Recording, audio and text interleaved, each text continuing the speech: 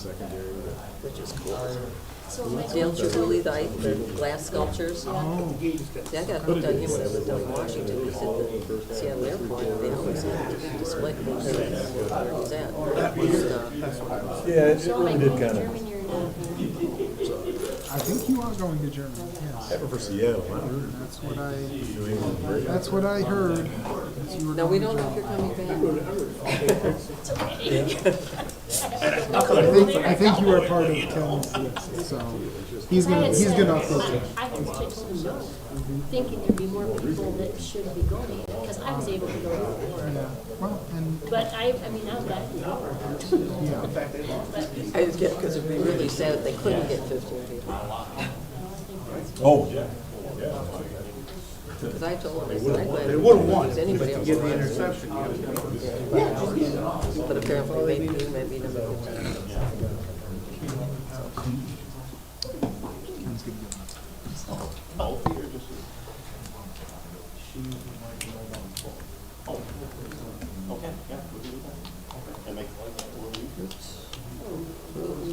In less than a minute.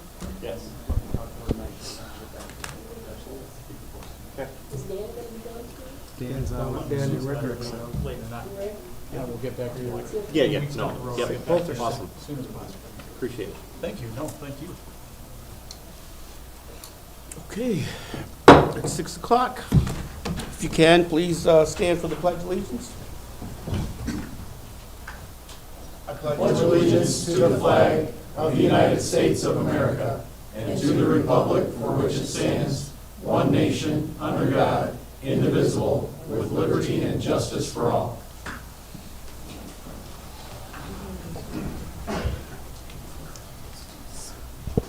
Commissioner Wiki, will you lead us in prayer?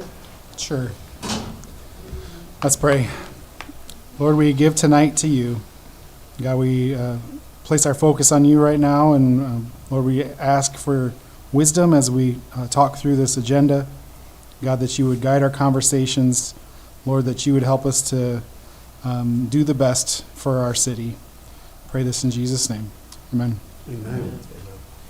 Roll call, City Clerk. Commissioner Burr. Commissioner Boring. Commissioner Wiki. Here. Commissioner Smith. Here. Commissioner Harrington. Here. Commissioner Abs. Here? Commissioner Miller. Here. Vice Mayor Mullins. Present. Mayor Perez. Present. Moving on the agenda, under proclamations and presentations, there is none, but we do have a visitor, correct? At least one. All right. We'll move on to the visitor section. If you have a public comment or an item that's not listed on the agenda, please come forward to the podium, state your name and address. That's you, Mike. Welcome tonight. I'm Mike Ward. I'm from the Historical Society, and we are now in our 10th year of making films about the history of our town. We've produced a fairly major film, one a year, since the last 10 years. Some about the history of education, the history of music, even the history of the Sturgis and the Civil War. 5 years ago, we did a film called City Works, and it was the history of all the departments of our town, the water department, the fire department, the police department. I think many of you have seen this film. When I made the film, I went in and talked to Mike Hughes. And I said, Mike, because this particular film is all about the city, it is for the city, it is by the city, could we put a little flyer in the electric bill promoting it?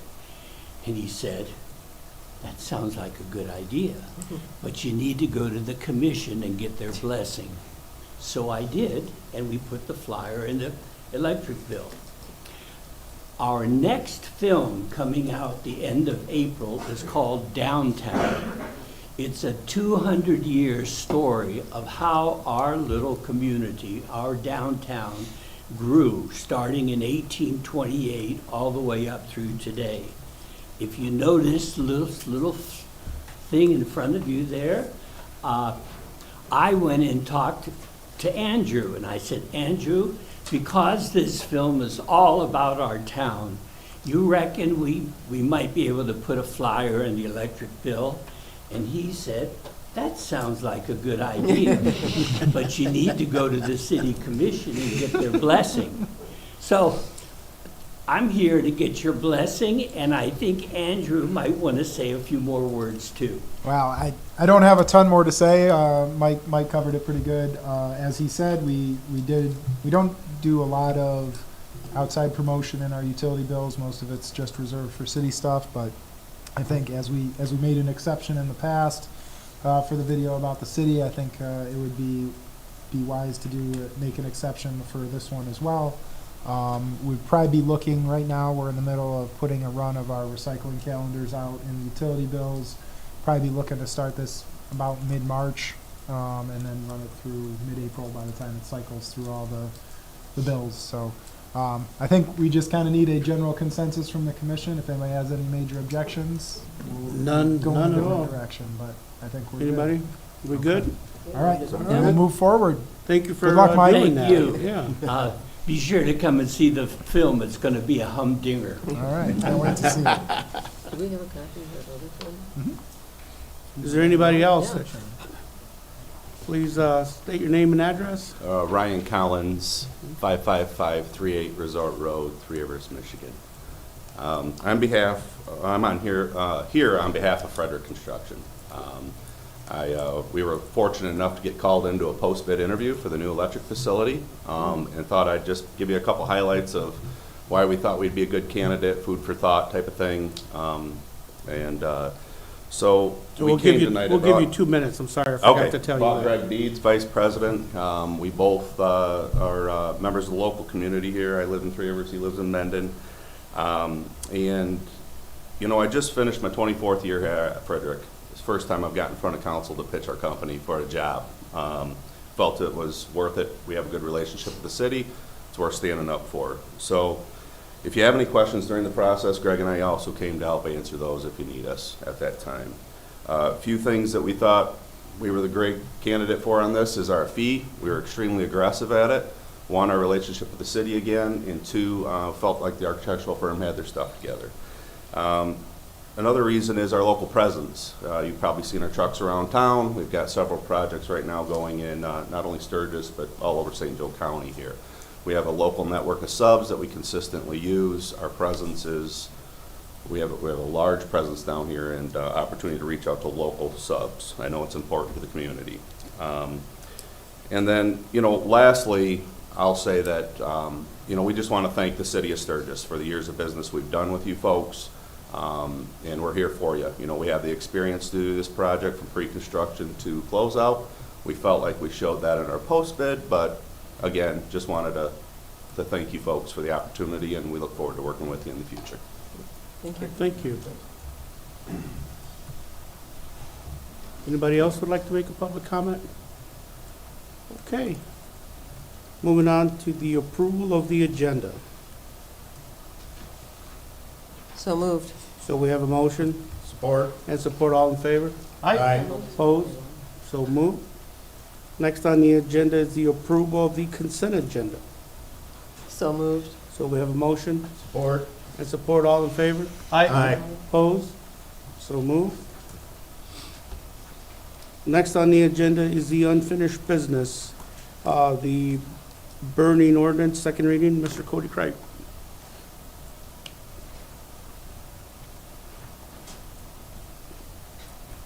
Welcome, Cody. Thank you. Good evening, Mayor, Vice Mayor, City Commissioners. The previous meeting, the first reading of proposed changes to Chapter 26 of the City Code of Ordinances was read and discussed. Based on the feedback received during this meeting, the following changes were made to this proposal. Outdoor wood-burning furnaces installed prior to February 1st, 2026 would be exempt from the requirements of Section 26-64, except for subsection A. Existing outdoor wood-burning furnaces would be required to only be fueled by clean wood or other fuels that are listed by the manufacturer and operate in a manner that does not cause a nuisance to neighboring properties. We also specifically listed out the dimensions of fire pits or rings. Circular fire rings can be no larger than 36 inches on the inside diameter, and square barriers cannot be larger than 36 inches by 36 inches on the inside. I'd also like to provide some clarification regarding the provisions of this ordinance. Outdoor wood burning furnaces or wood boilers are wood burners that are not located inside of a home or building. These are freestanding structures that circulate hot water into a home for heating. This ordinance does not apply to wood stoves, fireplaces, pellet stoves, or wood furnaces that are located inside of homes or garages. In doing some research, found that there is not an official count on the number of municipalities in Michigan that allow wood boilers. But it is consistent that wood boilers must be located in a certain distance from neighboring buildings. Some municipalities will only allow them in certain zoning districts, and others have lot size restrictions.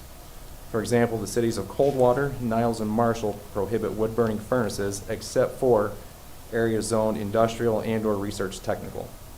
Porter Township in Cass County requires that wood boilers be installed at least 200 feet from any building not on the same property and have a chimney that is at least 15 feet tall. And please note that all these ordinances have other provisions within them. In addition, many wood boiler manufacturers' installation instructions also give very specific directions on chimney heights and distances from buildings. Then also, as with our current ordinance, leaves, grass, brush, yard waste, and other materials are not allowed to be burned.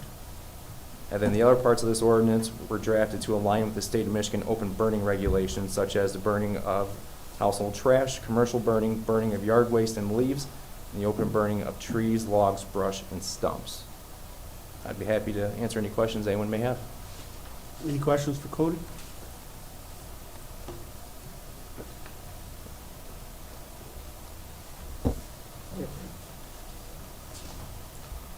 Mr. Mayor, I move that the Sturgis City Commission consider this the second reading of and approve amendments to Chapter 26, Article 1, Sections 26-10 to 26-12, and creating Article 3, Sections 26-60 to 26-66, effective March 6, 2026. So we have a motion Support. and support. All in favor? Aye. Aye. Opposed? Nay. So moved. Thank you, Cody. Thank you. Next on the agenda, under unfinished business, is the zoning ordinance amendment, second reading. Mr. Will Pritchard, welcome, Will. Thank you, Commissioners. So there's three ordinances that we're going to talk about. The first one is for temporary promotional materials. The amendment would allow a banner-type sign on the rear of businesses in the downtown and the business neighborhood zoning district. It would prohibit them on any street-facing facade. So that's the change. We're allowing businesses to put them on the back of their buildings. We had a couple of businesses reach out to us, wanted to do it, and it seemed to make sense. Took it to the DDA, talked to the design review, and they were in favor of this recommendation. Planning Commission held a public hearing, and they also made the recommendation. Any questions on temporary promotional materials? The next section is 1.1106 for walls and fences. This has come up a couple of times over the city electric projects where they need a different type of fence or a taller fence or some kind of security fencing than what our ordinance would permit. So this allows some exceptions for essential services where as long as it makes sense and they have to have it, then zoning administrator can make the approval. So that's the change for essential services. And then right above it, there's a couple sections that reference 1.1107, which is clear vision areas and corner lots. So it just points them to that section for like alternate type of fence in the front yard, which we'll talk about a little bit more in the next ordinance amendment section. But any question on the essential services? And then lastly was section 1.1107. It used to be called corner clearance. We've renamed this section clear vision areas and corner lots. It's easier for people to understand what it means. We went through and kind of cleaned up so it was more specific on what the clear vision areas are. So we have the street and driveway intersections, which are the triangles formed at the intersection of the right-of-way and the driveway to continue having that clear vision area where you can't have anything over a 3-foot ornamental fence or a 2-foot privacy fence in that area.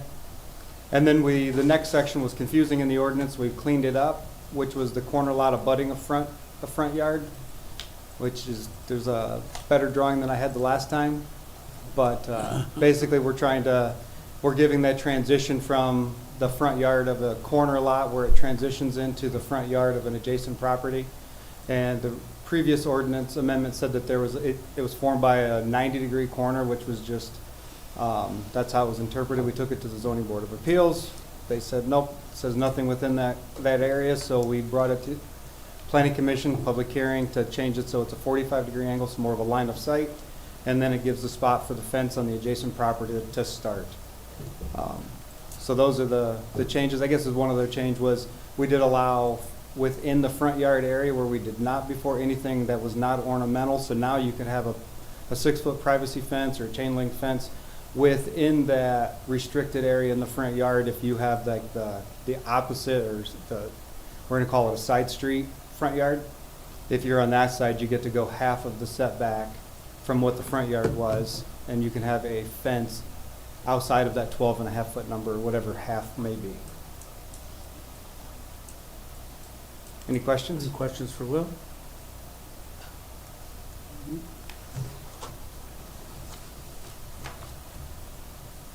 Mr. Mayor, I move that the Sturgis City Commission consider this a second reading of and approve the amendments to City Zoning Ordinance Section 1.1011 effective March 6, 2026.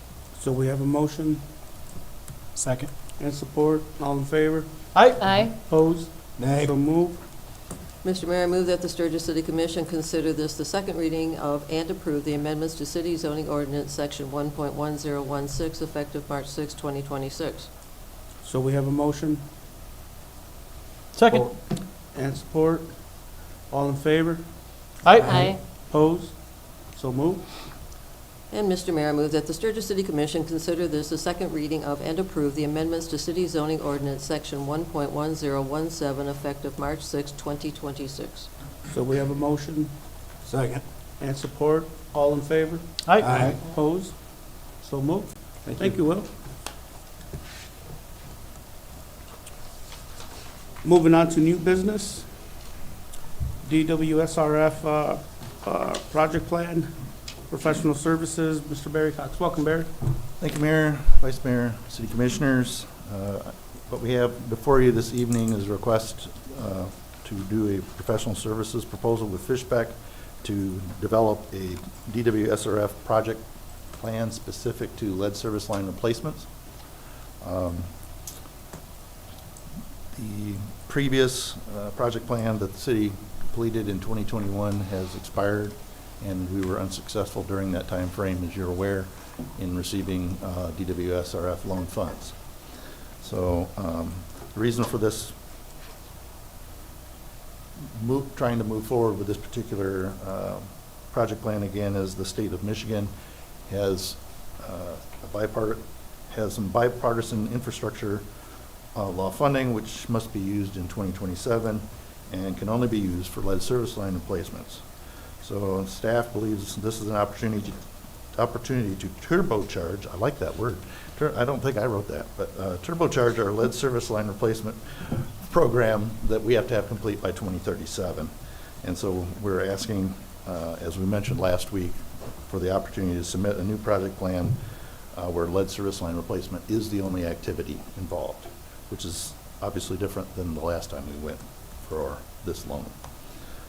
No new water main or water main replacement will be part of the project plan. The funding source here received a pretty high percentage of principal forgiveness in last year's grant cycle.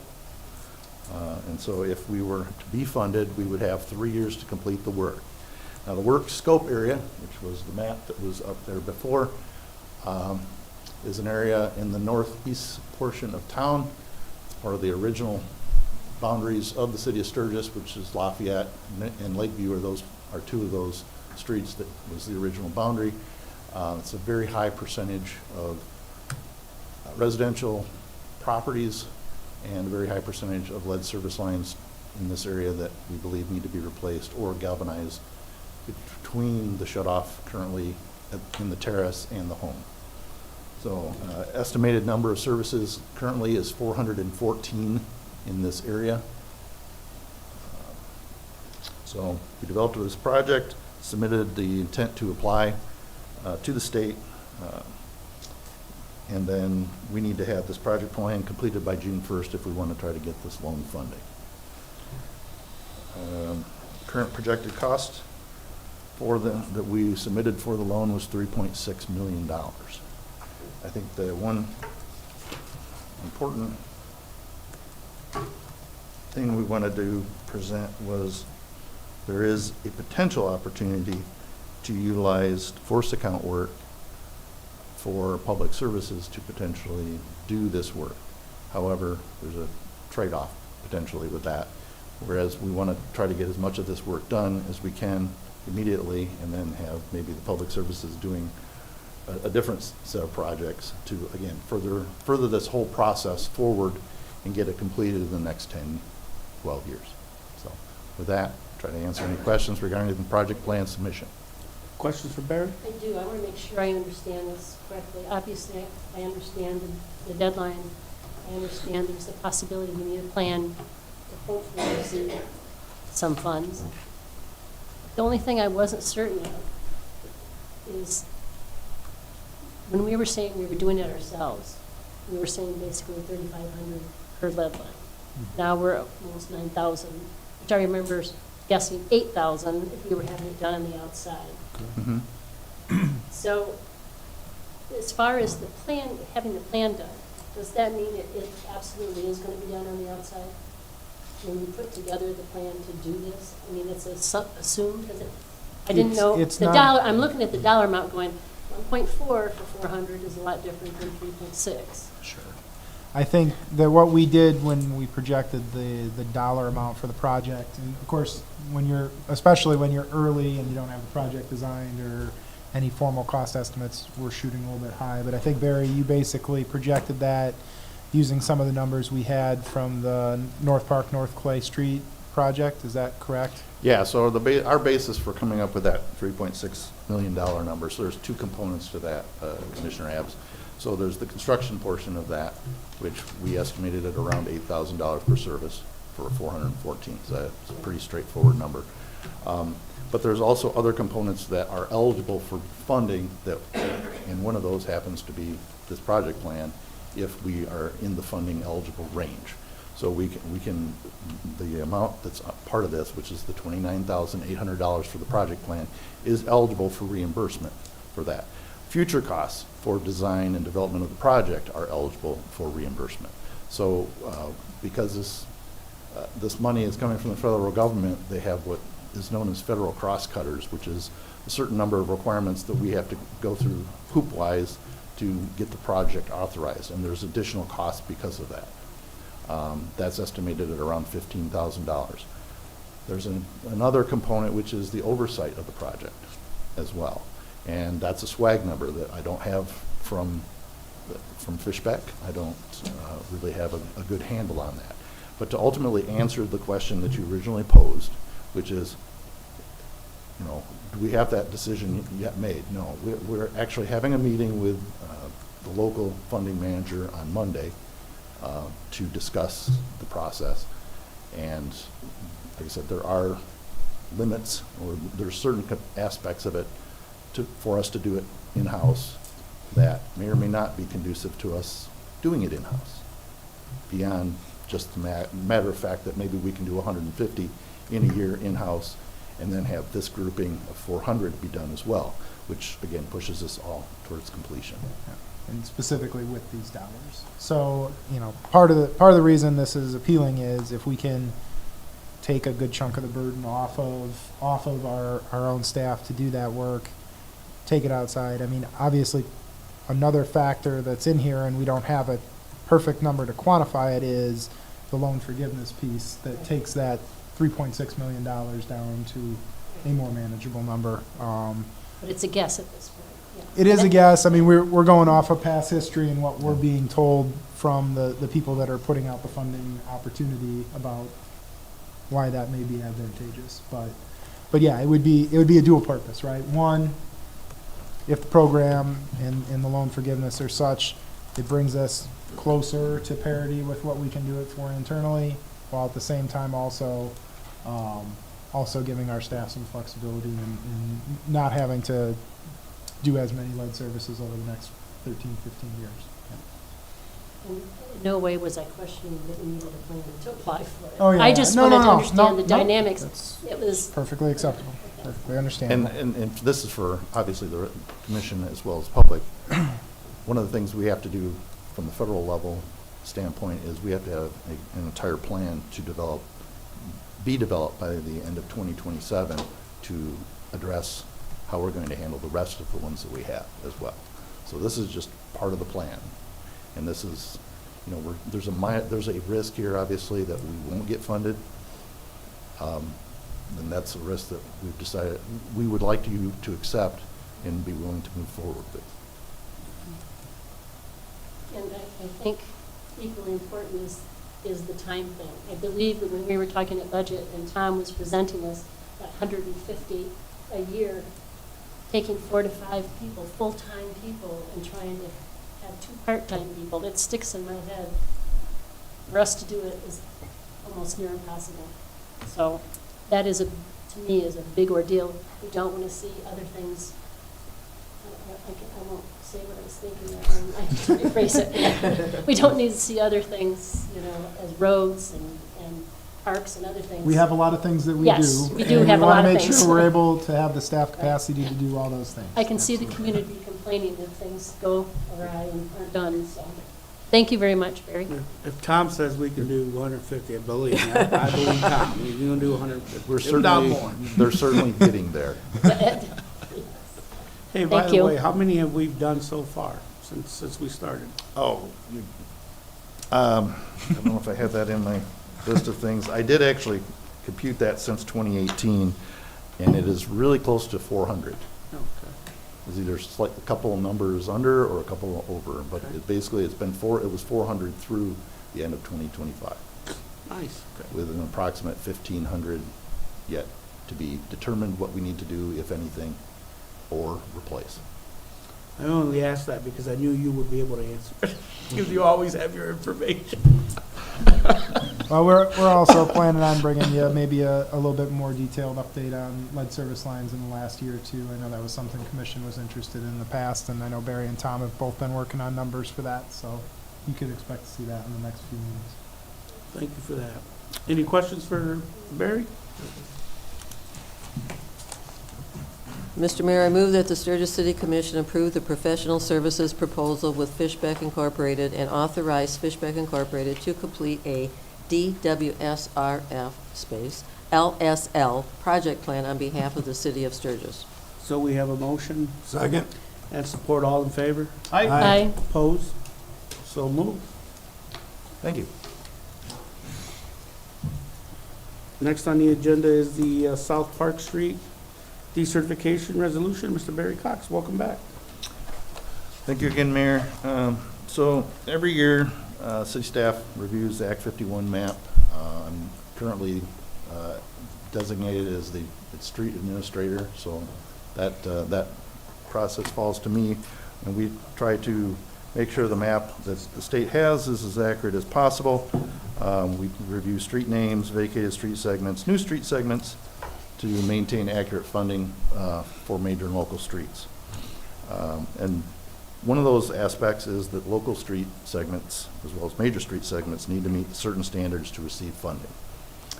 And before you, on that map this evening, is a portion of Park Street that does not meet said requirements and has not for quite some time, and trying to get this off of the certified list. So we're looking to decertify this for Act 51 funding because it does not appropriately meet the requirements, which is basically it's a width requirement that we cannot meet for this particular segment of alley, basically. And the state has been more active in trying to verify segments. I think some of you may recall that we had a section of William Street that where the railroad used to cross the railroad. We decertified that, I think, 2 years ago. It was only 60 feet. This is 495 feet. Basically, what's required is we need to have a resolution from City Commission. I send that in, tell them how much length, which is 495 feet for these two segments. That's going to be decertified, and then they remove that from our funding. So, Would that still be considered city property? Yes, this is not a vacation, Commissioner Harrington. This is simply a I mean, I know decertification. what that looks like there, and I'm going, because I've walked that turn. And I thought, can I go through that way? And it's like, now that looks like I'm walking on somebody's property, on somebody's land. It is actually a public right-of-way. It is a paved alley, which we So if I want to which we break don't through have a there, lot I of have them. permission, okay. Yeah, But no, you're still authorized to. Yeah, it wander didn't through look there. like anything anybody would use as a road on a regular basis. That's why I kind of wondered then whether it would still be city property.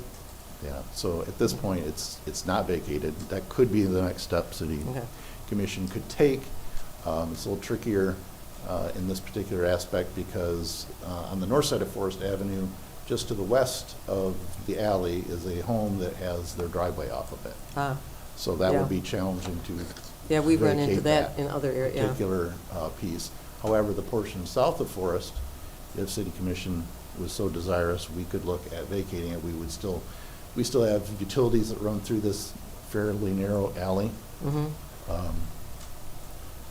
That we would still have to have an easement over if that was okay. something you wanted to do. So it's slightly different than a vacation. True. It's just basically saying, we've gotten money for this, and we shouldn't be getting money for this. Gotcha. Okay. Thank you. Hey, Barry, 495 feet, I know that you're taking a proactive step of doing this decertification here. Mhm. You weren't required to by the state or anyone else, from my understanding, at this point. My question to you is, the length of street that we have determines the Act 51 dollars that we receive, is that correct? That is And how correct. does 495 feet affect that? Well, I don't know that maybe Sadie was ready to answer that question. There is a formula for Act 51 funding, both major and local, and I do not know the exact amount that this is for this particular. Pennies on the dollar, though? It's by a comparison fairly to- small number. When you talk about 56 miles of streets that we have, this is 495 feet. So it's less than 1%. Yeah, I was figuring it wasn't much, and I talked to Andy before the meeting, he didn't really know, and I thought you'd know the number. That's why I asked the question. I don't deal with the funding formula. I mean, I know it's out there, and I saw it a number of years ago, but I don't have full grasp of it. Okay. So it's about doing the right thing, Commissioner Mullins. And Oh, I know. and But if it's as painful if as it's sometimes that can $300 be. doing the right thing, or 300,000, now we'd have a conversation, I guess. Well, it's not 300,000. Right. So.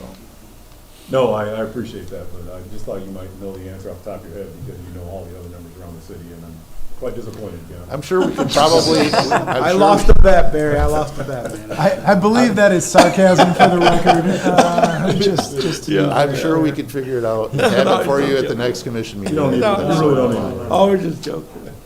Thank you, Barry. Any further questions for Barry?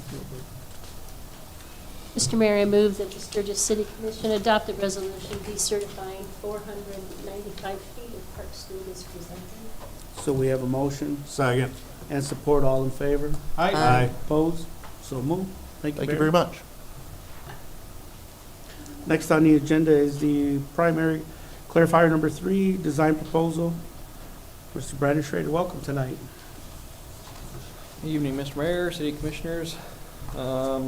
Presenting tonight, aligning with our wastewater treatment plant asset management plan. We have another clarifier up for replacement in fiscal year 26-27. Primary clarifier number 3 was originally installed in the 60s as part of a plant expansion. The clarifier was utilized as a final clarifier until later converted to the primary process during the 96 SRF project, expansion project. Primary clarifier 3 is the largest in the primary process, just shy of 190,000 gallons.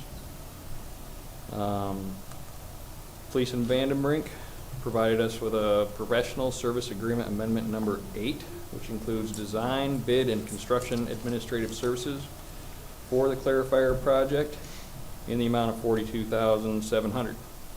Wastewater capital budget this year had $40,000 allocated for these services. The additional cost to cover the $2,700 will be covered from the intermediate screw pump replacement project, as this project has been bumped due to increased overall project costs for that project itself. This should be the last clarifier I bring for a little while here, so.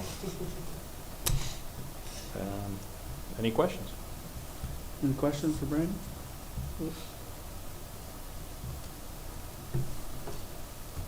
Mr. Mayor, I move that the Sturgis City Commission approve professional service agreement amendment number 8 with Fleece and Vandenbrink for primary clarifier number 3 mechanism replacement in the amount of $42,700 as presented. So we have a motion Second. and support. All in favor? Aye. Opposed? So moved. Thank you, Brandon. Next on the agenda is the Sturgis Electric Center Construction Manager, Chris McCarthy. Welcome, Chris. Mayor, Vice Mayor, Commissioners. As the design continues for the Sturgis Electric Center, it is recommended to bring a construction manager on board to help solidify the design and cost estimates of that facility. By having them involved with the final design, they will provide valuable feedback, attempting to avoid issues and added costs during construction. Construction manager will also have real-time pricing in the market for materials for the building, allowing for staff and commission to have a better handle on the cost of the actual construction of the facility. The plan is to separate the building into 3 bid packages instead of the one total package, allowing for more competitive bids. This will also be the responsibility of the construction manager. A request for proposals to potential construction managers was publicly issued via BidNet on January 7th, along with a schematic design, drawings, and space program for reference. Mandatory pre-bid meeting was held in City Hall on January 14th. We had a substantial amount of interest in that, and from that, 11 potential construction manager proposals were received on January 26th. These proposals reviewed by staff and Ghaffari. The cost elements of those proposals are summarized in the attached bid summary document. 4 apparent responsible bidders were invited to interview with city staff and Ghaffari. These bidders include ABB Construction, E&L Construction Group, Frederick Construction, and CSM Group, 2 of which are here tonight. And it shows you how much the individuals do want this project for sure. After interviewing and reference checks, staff and Ghaffari recommend approving the bid from ABB Construction for the construction manager. ABB is the second low bidder of those interviewed, third of all 11 who submitted when compared on a standardized basis. In addition, they provided the lowest fee percentage on change orders, and team staff and Ghaffari are confident we can complete the work as proposed. I would add to overhead and profit, they were, a little bit lower as well. Their insurance fee is really what drove them over. Everybody else included that in their package, but all the other line items, other than the pre-construction services, were lower than Frederick and the others as well. I guess I can answer any questions that you guys might have. Any questions for Chris?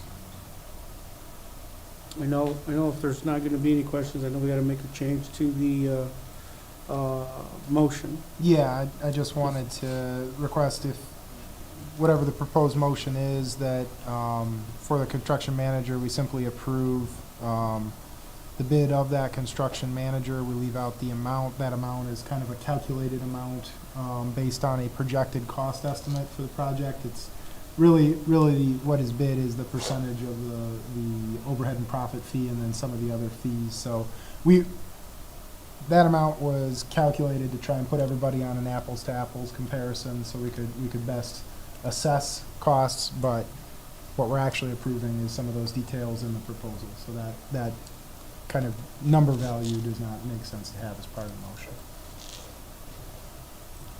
Any questions for Chris? Just one if I could. Yeah. The ADV, Yes. they were not the lowest bidder. And from what I see, it's what, $66,000 difference there. Correct. The factors that, the reasons why they were selected over low bid were because of change fees are less. Yeah, so the this kind overhead of and thing, profit is a little bit cheaper for ABB, and the change orders was 1.75% compared to the 1.8. I mean, they're very close. I mean, in terms of that, during the interview, you know, there was a good number of questions that were asking, which, you know, both of them, really all four of them could provide support. I think, you know, it came down to, I'll say, us being comfortable with the person, you know, on-site staff that we're going to be dealing with on a day-to-day basis, along with safety. You know, safety is a big priority for us, at least in our department and the city, you know, and how that program is going to be managed. And then just inside staff, you know, and other projects throughout the city that I inquired on as well. We just felt that with the lower fee here, while not overall, I mean, it's really hard to decipher when these guys turn in their proposals line by line. Some of them include insurance, some of them don't, some of them, you know, they just kind of have it all over the board. So we made some assumptions here in this on how that's broke out. But I think overall, we felt and Ghaffari felt that ABB would be the best for this project. Okay, I'm asking this question because I know that Representative from Frederick was here earlier in public comments. We've obviously worked with Frederick on things. I'm not, ABB, have we done projects with ABB in the past? Not that I'm aware of it, he is. I don't here believe if so, you would like directly, to have not a- directly with the city, no. Yeah, I don't know that with the city, though. But, yeah, I mean, for can't the think. city is what I'm asking. Yeah, I don't believe so, at least not in recent history. And you have a comfort, I mean, I'm sure comfort. So we checked references. There was, I'll say, a larger project recently in Coldwater that they had just done that I worked with in a previous time, had worked with a gentleman who was over that project, reached out, and yeah, he said they performed flawlessly, no issues. I think, you know, yeah, so, and really, you know, the city is going to lean on Ghaffari a little bit with their expertise in this area. Building new facilities is not something that I've done in the past, and probably won't do again, to be honest with you, but certainly a learning experience here. So we lean quite heavily on their insight as well. They're the professionals and experts in this field, so. Yeah, I realize that it's a huge project that we're undertaking in building this thing, and potentially $15 million ballpark kind of figure we're talking here, and $66,000 between, at this stage, for these services. Doesn't seem like much, and in my head, I'm always thinking fiscally about things. And, Yeah. and I asked the question because if it was $6,000 one thing, but 66,000, you know, Yeah. it raised questions for me. And I trust Ghaffari and I trust staff, but I know comfortability is a thing, you know, and if we've used one company and we're not using them as a low bidder, it makes me ask questions, I guess. Mhm. So that's kind of where I'm at, I guess. I'm still a bit confused as to what benefits there are. $66,000 worth of benefits are not there, but I don't know those things. I don't sit in the meeting. So I have to lean on my best judgment and trust Ghaffari and city staff that they're doing what's best for the city. Yeah. You know, when I looked at the packet too, that was my concern. You know, over the years, I've sat on many boards, and most of the time, you know, you go with what staff recommends, so. But I'm a penny pincher as well, so. Understood. And I don't want to spend any more of your money than we have to.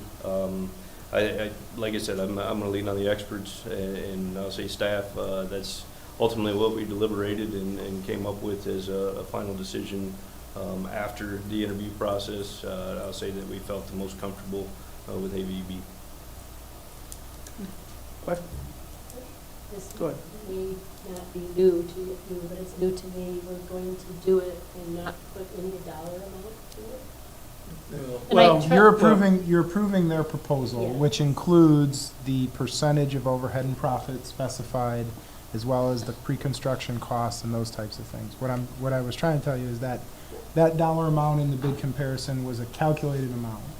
In the end of the project, it could be more or less depending on the total cost of the project. We used what our current cost estimate was to set that, but ultimately, if bids come in higher or lower, that's going to change based on the overhead and profit fee that is approved by the commission.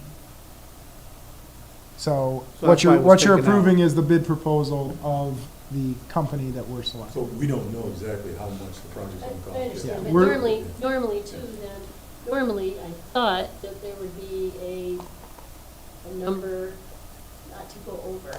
You know, I mean, Well, in this I mean, case, in is this there case, no- there wouldn't be because you're specifically looking at a percentage of the total cost of the project. They're giving you, 1.75% or 1.8% of the construction contract. That's the number that they're providing to come up with the cost. What ultimately ends up being the cost is that times the bids that come in.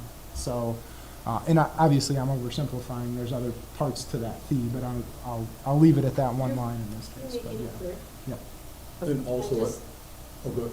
Yep, It's yeah, just I'm used to, someone being held to, Yeah, yeah. And this I one's- understand bear the in cost mind, there's base. gonna also be waypoints in this process as we go through the bidding process that like, if things get bigger than you expect, there's still a point at which you can say, we're not moving forward with this project. This part of the project, if you look at the first line of the bid tab, we're looking at pre-construction service fee, then the second line is the bid package, bidding and procurement fee. Those are the ones that are going to be more, I would say, more concrete numbers through the first part of this project. Eventually, we're gonna be getting bids, we'll be presenting those to you, you're gonna understand what the final cost of the project is, and we'll be able to give you a certain number of what this is, the construction manager's fee is for that. But, so this is not like a final break point and you're guaranteed to be out X number of dollars, at least not the high-end potential of that, but yes, that's the way it's constructed. So it's really about approving the proposal or the bid from the company. It's kind of the way you explained it earlier about, if, right now, we're basing it off of roughly $15 million ask. Right.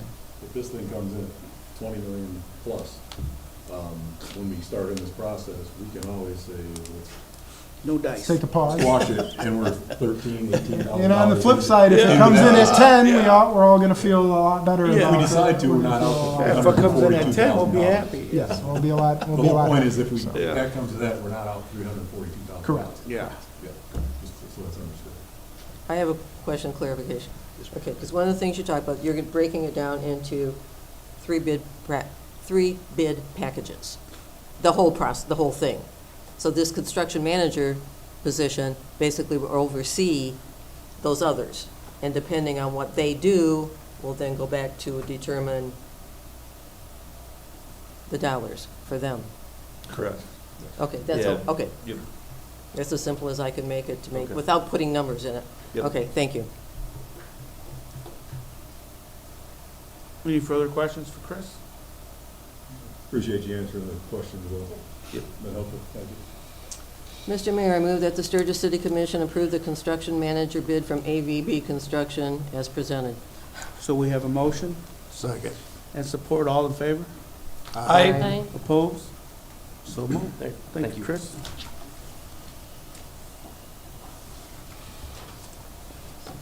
Next on the agenda is the Michigan Avenue intersection sanitary sewer lighting.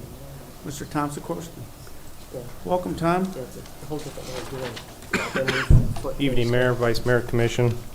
Included in your packet tonight is a request and a bid waiver to use Elite Pipeline Services to line a section of sanitary sewer on Cherry. So what we found in October as part of the Michigan Street lift station upgrades, we were called down to clean out sanitary so the contractor could bypass, and we found a bunch of dirt. So we opened up the sewer and continued looking and discovered that we were missing about 44 inches of pipe out of the manhole at the intersection of Cherry and Michigan. So I put in some last minute pictures. So that's kind of where we started. That's where we are. As you can see, there's a piece of the 10-inch PVC out of the manhole and temporarily using it as a flow channel. So if Ken would back that up a couple slides, right there. That is a shot out of the manhole looking up to the street. So that is why there is currently barricades and a barrel still at the intersection of Michigan and Cherry. So we took time to decide. We thought we could excavate, which we would disrupt traffic and take out the whole intersection. We called multiple contractors that we've worked with in the past for cured in place pipe, and they all turned us down and then recommended Elite, because Elite's the only Michigan company that uses a UV cured in place. So basically what we're going to do is, instead of what we've done in the past, is a polyester resin that takes hours to cure. The UV cures within a couple hours instead of half a day. Yeah, so we have minimum disruption. But it's also provides us, what we have to do is we have to do 259 feet. So we got to go manhole to manhole and line the whole pipe to repair virtually 44 inches of pipe. But that whole lining will be reinforced, and based on conversations with Elite, we'll have a section of pipe that would be good for another 100 years. So what I'm asking the commission is a bid waiver and potentially proven using contracting with EPS or Elite Pipe, and for not to exceed $47,075. Any questions? You may have said, I just, when will they be able to do it? When? That's going to be depending on the outcome of the meeting. We'll get it scheduled as soon as possible. I mean, we've been going, we won't lose the pipe, but ultimately we want to get it done sooner than later before they get into the big push of their season. So timeline and length, they figured no more than a week, but it also includes cleaning, televising, lining the pipe, and reinstating 7 sanitary laterals. So You wouldn't find yourself, if they get in there to start to do it and then there's more, you're gonna need to come back, or? no. Okay. And we've done some preliminary video work and looking at historical data from 2015 asset management plan, and based on those reports, there was some cracking, and some other imperfections of the pipe. So we're going to take care of all that right now. Okay. You got a question, Mark? I just made a note here on mine, that clay tile that's missing. Where'd it go? Inquiring minds want to know, Commissioner Smith. I do see the assessment for the We Cherry do Street not know. residents. No. Hey, but we could make the end of Cherry Street, you could close it down for honestly as long as you would like. We'll turn Cherry into a tennis court, a running track, and some other Pickleball things court. too, probably. Maybe pickleball, yeah. Just uninvolved party, asking for a friend. We could have, but I was advised not to. Talk about some pictures, man. Now, this is sanitary sewer, right? Correct. Yeah. Are there any environmental impacts from missing pipes in sanitary sewer? No. I mean, you saw the picture, we're fortunate that we caught it when we did, and we didn't back up anyone upstream, and fortunately, the remainder of Cherry is a dead end, and there's only 7 connections, so, but yeah, we don't know Man, a lot of damage. for where the 7 pipe connections. went, other than probably in the bottom of the old Michigan lift station, because that's where it ultimately ends up. Okay, that offset of going 8, 10, then back up to 8, that's not gonna interfere with anything? So that's going with the lining, reinforced UV lined, cured lining. It's going to be reinforced, and that's where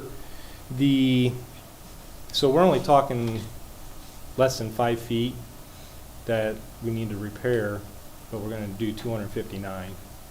And that 5 feet, if we determine, we being the city and EPS feel that that ancillary space, that's where we're going to use the chemical grout to provide that extra strength. Okay, thank you. Do we know if the red sauce from Taco Loco has anything to do with this? I don't know the patrons on Cherry, so I can't answer that question. That's the wrong neighborhood. Oh, sorry. They eat the green sauce in that street. I think Commissioner Miller should make this motion. Yeah.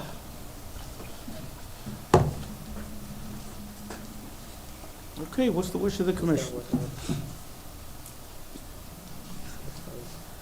Mr. Mayor, I move that the city commission approve a bid waiver for the proposal from Elite Pipeline Services for installation of sanitary sewer pipelining in the amount not to exceed of $47,075 as presented. So we have a motion Support. and support, all in favor? Aye. Opposed? So moved. Thank you, Tom. Thank you.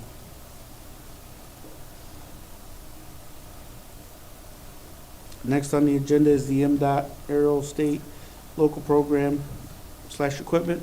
Welcome back, Tom. Thank you, Mayor, Vice Mayor, Commission. This has been a long time coming, and this is just 25% of the grant money that I had applied for back in fall of 2024. House Bill 747, Section 1101, appropriated $4 million for capital development projects at general aviation airports across the state. So through this funding, the Michigan Department of Transportation Office of Aeronautics offered for fiscal year 2025 a state local program. So we took the opportunity, applied, we were awarded several projects. This project included equipment, and that is purchasing a 20-foot finishing mower and a front-mounted snow blower to improve airfield maintenance and winter snow removal operations. So the state left it in our hands for our purchasing, per our purchasing policy. So we had Greenmark of LaGrange, Indiana, and Steensma Lawn and Power of Kalamazoo for quotes for the mower and the snow blower. And we are looking to approve using Green Mark for both the lawnmower and the finish mower and the snow blower, mainly due to logistics. We can drive the tractor down to LaGrange to get set up for the snow blower, versus we'd have to do other hire out and logistics and travel costs to transport the tractor to Kalamazoo, to Steensmith's for the setup. So I want to remind Commission that this was state money, so this is a grant program. So we're sharing this with you. But we are looking for your approval to proceed as presented. Any questions for Tom? Mr. Mayor, I move that the Sturgis City Commission approve the purchase of a 20-foot finish mower and Erskine snow removal equipment from Green Mark Equipment of LaGrange, Indiana, under the fiscal year 2025 state local program in the amount of $24,280 as presented. So we have a motion. Second. Can I ask a quick question before? Yeah. We requested $90,000. Correct. Did we get 90? We did. Okay, so we're only spending 40, we're spending half of it. Yes. Do you have plans for the other half? I would like to, but that's going to be a state question, whether, So we submitted We- for we specific submitted. items yes. under the grant. We estimated the cost at 90,000.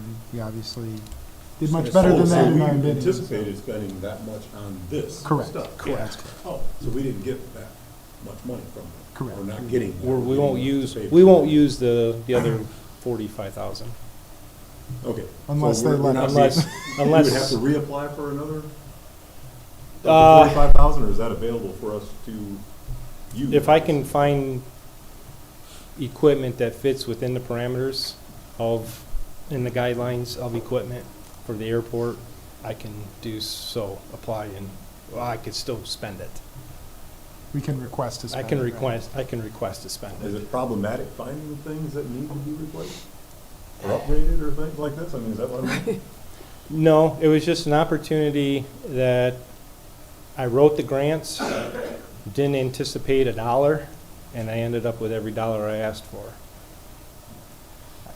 I think what you're looking for is specific equipment, and bear in mind that this equipment has to be dedicated to the airport airport too. only, So, The airport like this use- mower is going to be based at the Stay airport, there. used for airport, Oh, I airport stuff. understand. So It finding, sounds like we're having problems finding $45,000 worth of other stuff. Could you buy Wow. two? I Which is- could, but I which is don't, not- I don't it's have the possible, but horsepower. we don't necessarily want to buy equipment that's just going to sit there and not be utilized. Sure. So I think the key is finding equipment that we can effectively utilize at the airport on a regular basis. And I'm sure Tom will be looking at that. I mean, it as just goes back to possible. being fiscal responsible, and that's what you're doing, clearly. Correct. Correct. So, okay. Wish we could have spent 90, but, we'll take the 45. Okay. So we have a motion and a second. So we have a motion and a second. All in favor? Aye. Opposed? So moved. Thank you. Thank you, Tom. Thanks, Tom. Next on the agenda is the drop program approval. Our city manager, Andrew Cook. Thank you, Mr. Mayor, Vice Mayor, City Commissioners. At the January 14th Commission meeting, we presented and discussed with the Commission some draft language for a deferred retirement option plan or DROP program for certain positions at the city. Just as a way of refresher, a DROP program is a supplemental benefit program for employees who are in positions that we identify that would be eligible to retire but may choose to postpone their retirement and remain in active service. While enrolled in DROP, employees would continue to receive their full wages and all benefits, other than those kind of related to the defined benefit pension program, things that are available to active employees. In addition, these employees have a calculated amount based on their pension benefit that is placed in an escrow drop account. That drop account receives interest, and then when they actually retire, they have access to those funds. We discussed this with City Commission, appeared to have broad consensus to move forward with policies as proposed. Our next step was to take this to the Retirement Board.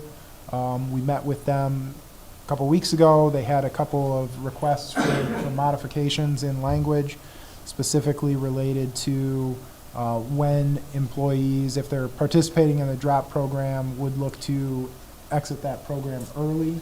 The first draft had some penalty provisions for employees that did that. Asked us to kind of reconsider and make sure that there was an equity because in cases where the city may need to end a drop relationship without employment action or employment cause, we could do so without penalty. So they asked, is there a way we can make that equally balanced on the employee side and the employer side? So we did make some changes to that language. Basically, we removed the penalties and then just instated a extended notice period for both the employer and the employee if they're ending a relationship in the middle of drop before its end date. And that's really about, for the employer, for us as the city, part of the reason we're doing drop is so that we have some certainty or understanding of how long, of employment for these employees, right? We're using drop as a way to help us game plan employee retention and where employees are going to be, so giving us some time.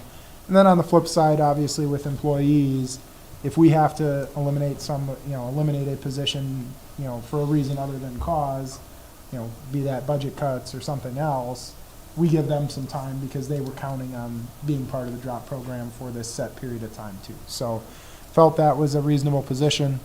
The other thing that came up was just some more concrete language in terms of how things would be handled if we wanted to extend beyond an initial drop period. And I think that made sense for us as well as the employee to have something formal in there. So basically, before the end of the original drop time period, they would have a chance to reapply for an extension. That would essentially be another time period that the employer or the department heads would talk with the employee, make sure that an extension of that made sense for both parties. They'd go through the overall process again and would be allowed to do that one time. That's kind of how we came to that conception. So what we didn't want is someone to elect a 1-year drop period and then re-elect another 1-year drop period and then re-elect another 1-year drop. Give us we want the initial drop period to be a reasonable amount of time that they expect to be with us, and then if they want to reevaluate that and extend it further, we have that option. So those were the two changes that were made from the drafts that you saw previously in January. What we're looking for this evening, because there are two components. One is an ordinance that is tied to our retirement ordinance that allows for the drop program. So we'd be looking tonight for a first reading of that ordinance. And then at a future commission meeting, which we would anticipate to be our next commission meeting, bring you back the second reading of that ordinance, as well as get formal approval of the drop policy, which you also had a copy of. So happy to answer any questions that you might have. Oh, I should mention that the Retirement Board did review those changes at a meeting this morning and have recommended that to the City Commission. So, sorry. Any questions? Mr. Mayor, I move that the Sturgis City Commission consider this the first reading of an amendment to the City Code of Ordinances, Chapter 2, Article 3, Division 2, Retirement System, adding Sections 279 pertaining to the Deferred Retirement Option Plan DROP program. So we have a motion Second. and support. All in favor? Aye. Opposed? So moved. Thank you, Andrew.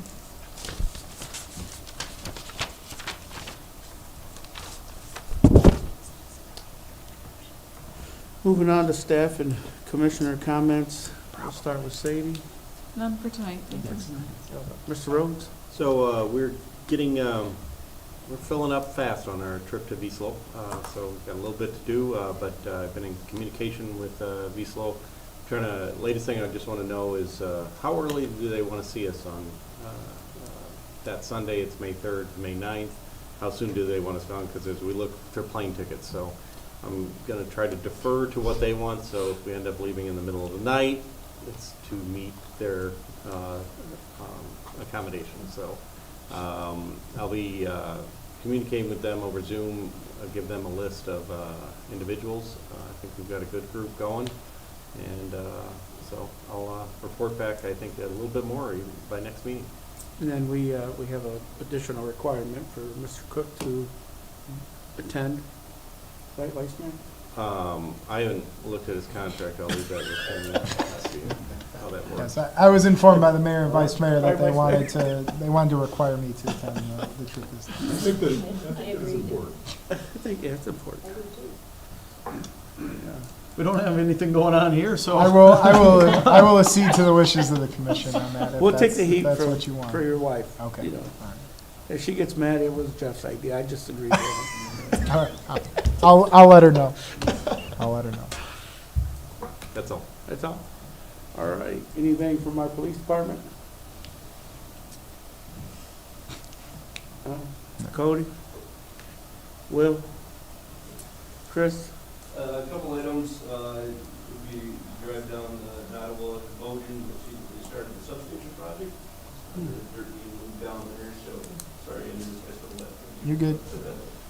And then also wanted to mention the generation department, who's been working the last couple of weeks with the high prices, this cold snap, they were working around the clock, 2 weeks straight. We did have an issue with the engine towards the end of the run. We got a couple coolers that plugged up on us. They're trying to get those cleaned out now. But they did take advantage of very high prices. As say, we'll see the power bill for the week was a little over 500,000. So we did make up 100,000 of that by running. So we're offset that. Everybody saw it. We saw LMP prices above $1,000 a megawatt. Typically we're at 40. So that can give you a perspective of what we're dealing with. So it'd be great if we had more generation in the mix, but obviously we're working on that as well. So it can't come soon enough. Chris, I just want to say a thank you in line with what you're talking about. Not many ratepayers really know about that. We just expect electricity to be on, but it was one of the coldest nights, and I had seen an article about possible alerts. I can't remember the stage of different alerts, but basically the region was essentially saying we're going to cut it close, and we were pulling into town. It was late at night, and so it was down into the dangerous negatives with negative teens wind chill, and said to myself, I bet the diesel is going to be running, and sure enough, it was turning when we pulled in. And just like it did, happen, 2 years ago on Christmas Eve, this one happened on a Saturday. I had a lot of people wouldn't expect the load to get quite as high as it was, the fact that it's still holding on. We've seen prices escalate, Monday, even, to 1,000 gigs. So, yeah, it's an interesting market right now. There's a lack of generation or power resources. And what's up here, especially for the stakeholders meeting coming up in the spring or others talk, the data centers that are coming in and just sucking up all the power that they can. They can't put energy in fast because of the blows down. So, yeah, prices are going to go up. There's no way around that. But we're trying to offset those costs. A thank you is in order, though, just given the proactivity that you and the MPPA employ to save lots of money that we will never really know about. But thank you. Appreciate it. I too drove in late one night, and I thought it was on fire. I went back, and I'm like, looked at the smoke, and I'm like, oh no, it's on. So, but I thought we had a fire going on. I was about to call 911. But yeah, it's not something you see. It's like, holy cow. Yeah. Are we under the contract that was that at one point in time, it seems like they were told them that line. Correct, so we actually have a contract with a third party that dispatches us.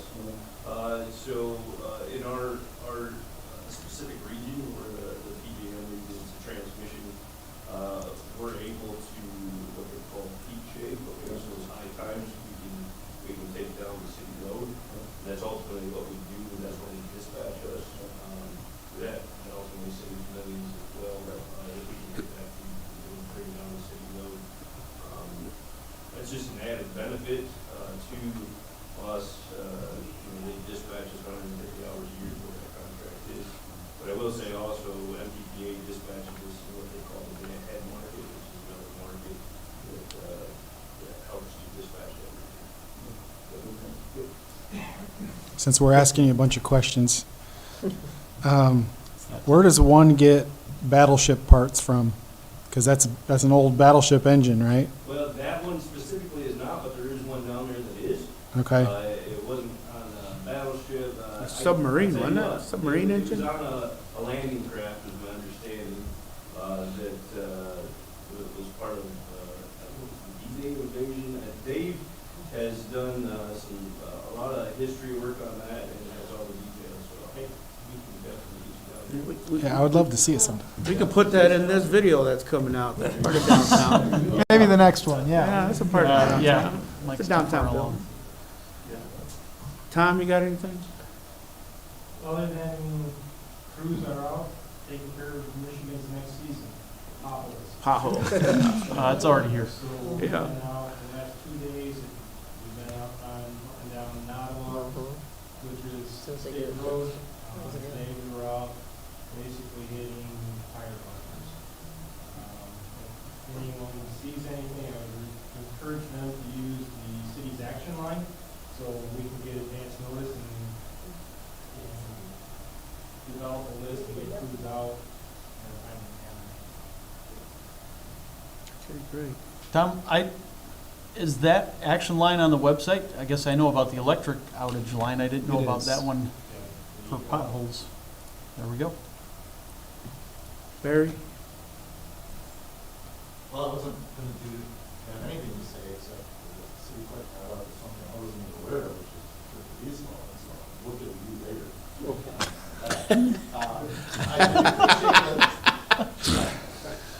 appreciate consideration in some of the changes that were done in the drop program. I think that are very beneficial for any senior staff that may be that's eligible for that particular program and may decide to utilize it. So I think that was good changes overall. So other than that, I think we need a work session on all of that shit. Battleship. Thank you. Thank you. Brandon, you got anything? Nothing. Max, you got anything? Mike? Nothing tonight. Our city attorney? Privileged to be here with you guys tonight. Fortunately, I think TJ is going to be back in the saddle for the next meeting, so All maybe right. sometime before you see me Believe what we say. visiting again, but He learned that from Roger Bird, didn't he? Yeah. So I now have two things. One, to sync up well with what Chris was talking about, just a reminder, I did send something out earlier this week, but the MPPA stakeholders meeting is Thursday, May 14th in Grand Rapids. It is a good update. I know Commissioner Harrington's been several times and has already expressed interest in going again. If you're able to make it, I would encourage you to do so. It's a good informational piece to get some information on the state of the electric industry, which is obviously important for us here at the city of Sturgis with our electric department.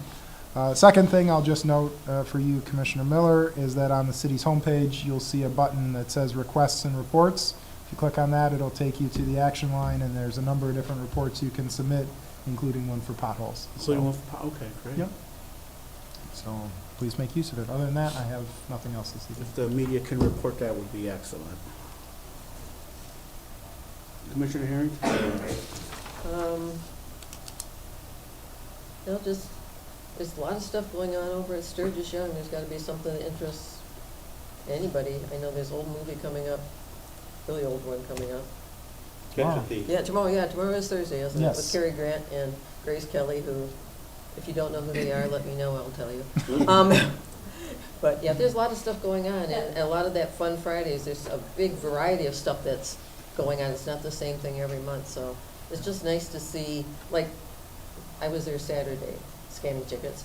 The number of people who had never been there before, some in town, maybe some out of town, and, you know, that's a good sign, is, you know, it's growing, you know, the word's getting out there that there's good, and he was a very good illusionist, yeah. Motivational speaker is this next 17th. 17th, and then Star Wars is the next cinema after that on the 26th, so. Wow.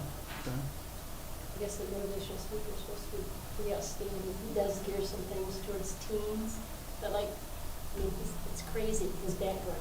You should look it up, look on Sturgis Young, and look up John B. Commissioner Wiki? Chris Farley is Matt Foley, motivational speaker. He's pretty great too, if any of you know him.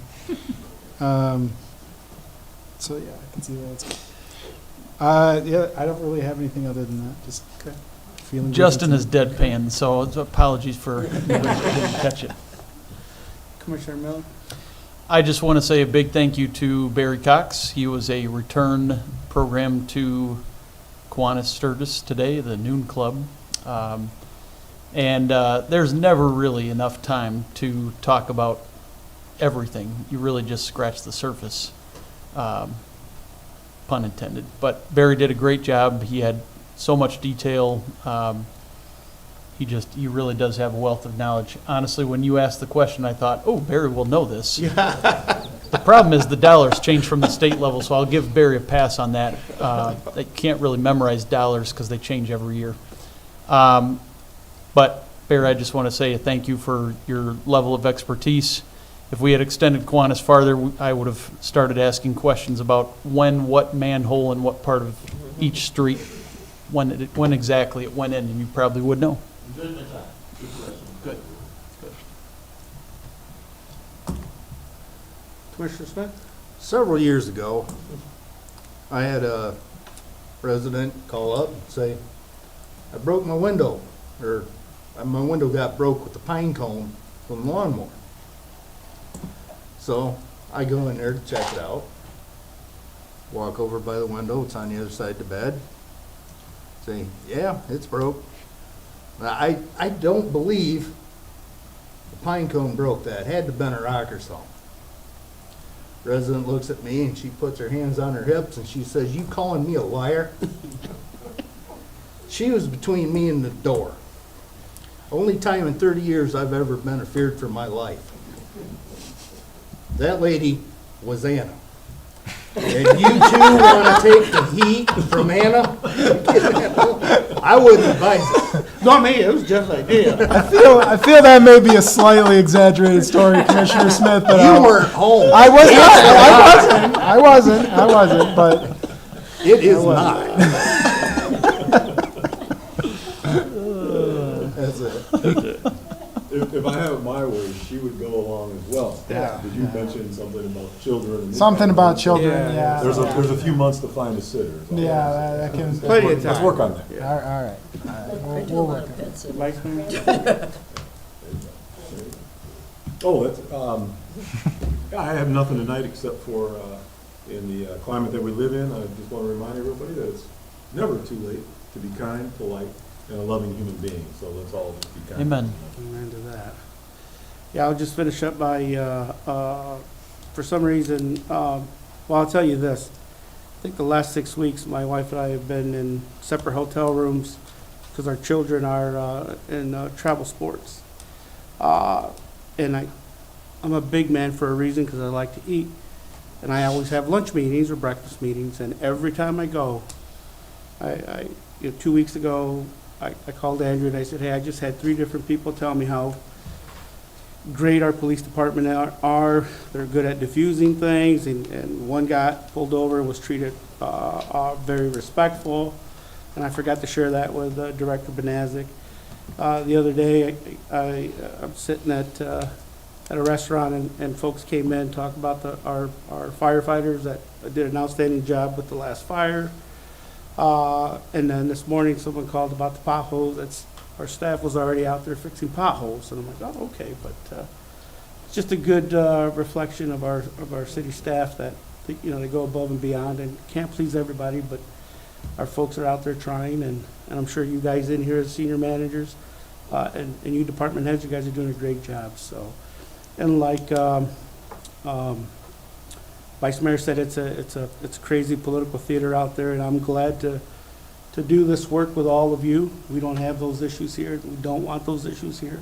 So I truly enjoy working with every single one of you. We might not agree on everything, but we at least get work done for the common good of our community. And with that, you guys have a great rest of your work week. Meeting adjourned. Hey, Max. I have to, well, but once I handed yours, I'll give you pictures. And